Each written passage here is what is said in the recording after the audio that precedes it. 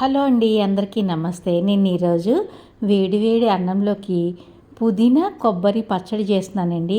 అన్నంలోకి అయితే వేడివేడి అన్నంలో నెయ్యి వేసుకు తినండి, చాలా బాగుంటుందండి.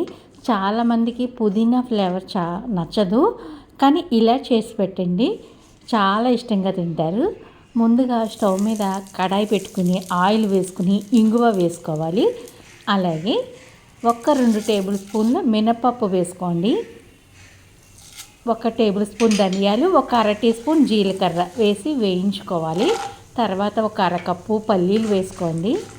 ఇది వేగిన తర్వాత వెల్లుల్లి, పచ్చిమిర్చి మీ కారానికి సరిపడగా వేసుకోండి.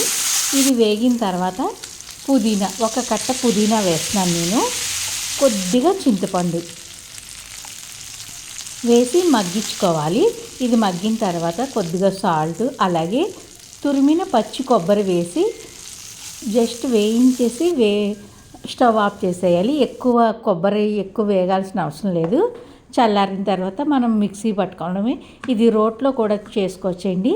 అన్నంలోకి చాలా బాగుంటుంది, తప్పకుండా ట్రై చేయండి. పప్పులన్నీ తగులుతూ అన్నంలో తింటున్నప్పుడు మనకి పప్పులు తగులుతూ ఉంటాయండి, చాలా రుచిగా ఉంటుంది. తప్పకుండా ఒకసారి ట్రై చేసి చూడండి. మళ్ళీ మరొక వీడియోలో కలుద్దాం. Bye bye friends.